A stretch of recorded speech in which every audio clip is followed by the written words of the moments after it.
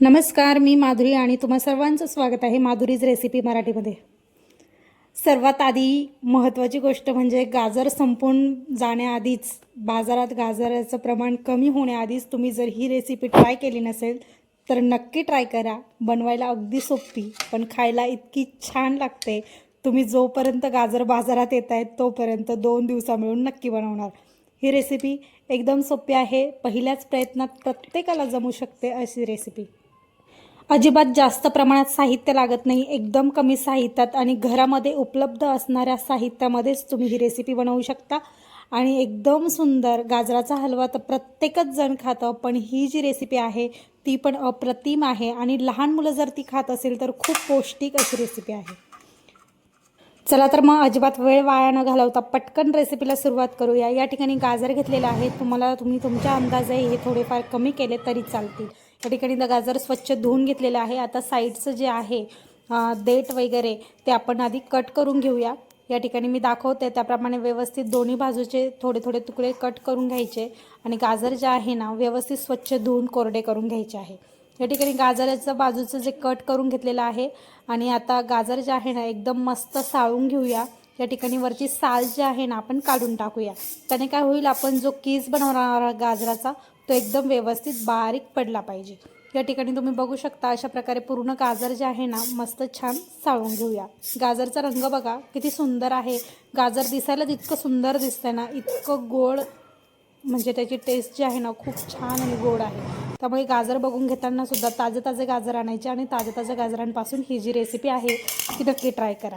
या ठिकाणी गाजर जे आहे ना, तुमच्याकडे मोठी किसणी असेल पण त्या किसणीचा वापर न करता तुम्ही जी ही आलं लसूणची पेस्ट करण्याची जी किसणी असते किंवा आलं लसूण आपण ज्याने किसतो एकदम बारीकवाली किसणी, ती किसणी आपण यूज करणार आहोत। सर्वात महत्त्वाची गोष्ट ही आहे की किसणी आपण ही काय यूज करतोय तर गाजर जे आहे ना एकदम बारीक होतं आणि बारीक किसलेलं गाजर इतकं छान दिसतंय। हे बघा तुम्हाला मी दाखवतेच आणि शिजताना सुद्धा ते अप्रतिम शिजलं जातं आणि खूप पटकन होते ही रेसिपी।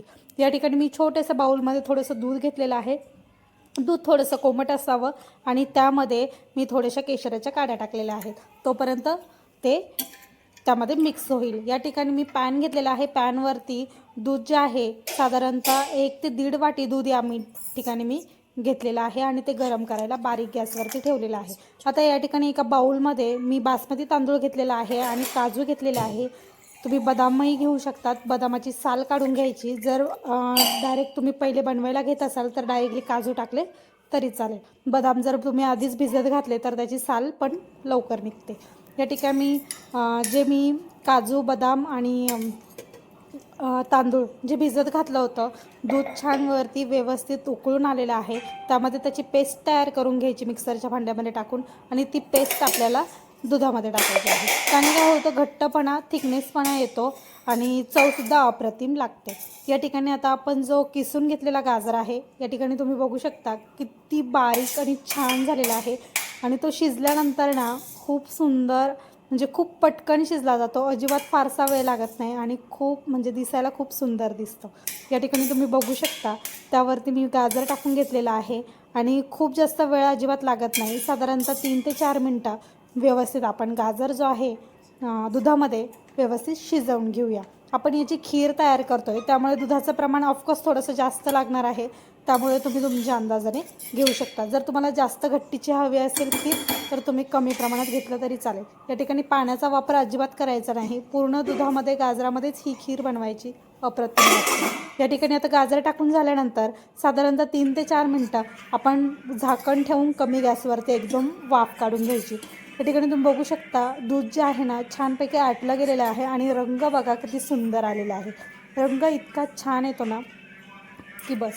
आणि या ठिकाणी आता जे आपलं तडका पॅन असतो किंवा तडका देण्याचं पात्र जे असतं ते मी घेतलेले आहे आणि त्यामध्ये 1 चम्मच साखर जी आहे ना ती टाकून घेतलेली आहे। आता 1 चम्मच साखर मी का घेतलेली आहे तर त्याचं आपण कॅरमल तयार करणार आहोत आणि हे करण्यासाठी पाण्याचा वापर अजिबात करायचा नाही, गॅसचा फ्लेम कमी ठेवायचा, त्यावरती भांडं ठेवायचं, साखर टाकायची आणि मिक्स करत राहायचं। अजिबात नॉर्मली मेल्ट झालं लगेच काढून घ्यायचं, खूप जास्त वेळ गॅसवरती ठेवायचं नाही, त्याने काय होऊ शकतं ती कडक होतं मग नंतर। या ठिकाणी तुम्ही बघू शकता नॉर्मली मेल्ट झालेलं आहे आणि लगेच मी गॅसवरून काढून घेतलेलं आहे। आता आपण जे आहे ना छान खिरीमध्ये टाकून घेऊ. इतकं सुंदर कलर येतो आणि खायलासुद्धा खूप छान लागते ही खीर. या ठिकाणी बघू शकता वरती छान असं फसफसतं ना, खूप सुंदर वाटतं. आणि व्यवस्थित सर्व मिक्स करून घेऊया. या ठिकाणी मी पॅनमध्ये सुद्धा 1 चमचा खीर टाकून घेतली आणि मिक्स करून घेतलं. आता व्यवस्थित मिक्स करून घेऊया. दोन्ही चमच्यांचं जे सारण आहे ते व्यवस्थित काढून घेऊया. आणि या ठिकाणी तुम्ही बघू शकता रंग किती सुरेख आलेला आहे. आपण जे वस्तू टाकतो ना त्याचा रंग जर सुरेख आला ना खूप सुंदर दिसतो. या ठिकाणी तुम्ही बघू शकता दूधसुद्धा इतकं छान आटलेलं आहे आणि एकदम खरपूस झालेलं आहे. पूर्ण बाजूची जी कड आहे ती एकदम कडक व्हायला लागली आणि पूर्ण प्रोसेस मी ही कमी गॅसवरती केलेला आहे. या ठिकाणी आपण केशरच्या काड्या दुधामध्ये टाकलेल्या होत्या. त्याचासुद्धा रंग बघा किती सुंदर झालेला आहे. गरम पाण्यात टाकलं ना पटकन रंग येतो. आता यामध्ये आपण पुन्हा त्या बाउलमध्ये जिथे केशर टाकलेलं होतं त्यामध्ये थोडंसं दूध घेऊया आणि पुन्हा ते त्यामध्ये व्यवस्थित मिक्स करून टाकूया. म्हणजे जे आहे त्याला थोडंफार राहिलेलं असतं केशरचं दूध तेही निघून जातं. आता आपण 1 चम्मच साखरचं कॅरमल करून टाकलेलं आहे. तर त्या अंदाजे तुम्हाला किती साखर लागणार आहे याचा अंदाज घेऊन तुम्ही गोडीचं प्रमाण ठेवू शकता. या ठिकाणी मी वरतून जे आहे 2 चमचे साखर टाकलेली आहे आणि 1 कपचं कॅरमल टाकलेलं आहे. असं साधारणतः पूर्ण रेसिपीमध्ये मी 3 चमचे चमचा माझा मोठा आहे हे 3 चमचे मी साखर टाकलेले आहे. एकदम परफेक्ट झालेला आहे. आता या ठिकाणी मी वरतून असं गार्निश करण्यासाठी तुम्ही काजू बदाम टाकू शकता आणि जर तुम्हाला ते फ्राय करून टाकायचे असेल तरी तुम्ही फ्राय करून तुपामध्ये टाकले तरी चालेल. पण मी असे वरतूनच टाकून घेतले. खूप सुंदर लागतात. आता ही सर्व मटेरियल टाकून झाल्यानंतर सर्व साहित्य टाकून झाल्यानंतर साधारणतः 1 ते 2 मिनटं छान उकळी फुटून देऊ आणि मस्त आपण एका बाउलमध्ये किंवा एका वाटीमध्ये ही खीर जी आहे ती काढून घेऊया. या ठिकाणी तुम्ही बघू शकता उकळी लगेच फुटलेली आहे कारण गरमागरम आहे आणि सर्व प्रोसेस मी एकदम कमी गॅसवरती केलेली आहे.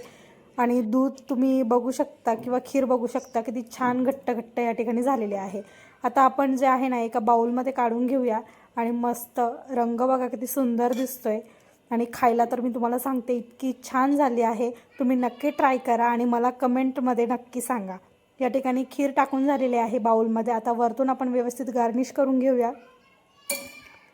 या ठिकाणी तुम्ही बघू शकता बाउलमध्ये काढल्यानंतर पण किती सुंदर दिसते. आता वरतून व्यवस्थित काजू बदाम पिस्ता तुमच्याकडे जे जे ड्रायफ्रूट्स अवेलेबल असतील छान बारीक कट करून घ्यायचे आणि सुंदर असे वरतून गार्निश करायचे आणि मग मस्त खायचं. खूप सुंदर लागते. अशी गरमागरम खीर तुम्ही खाऊ शकता किंवा मग फ्रीजमध्ये ठेवून थोडा वेळ थंड करायचे आणि मग ती थंड झालेली खीरसुद्धा तुम्ही खाऊ शकता. दोन्ही टेस्टमध्ये खूप अप्रतिम लागते आणि खाऊन झाल्यानंतर मला कमेंटमध्ये नक्की सांगा.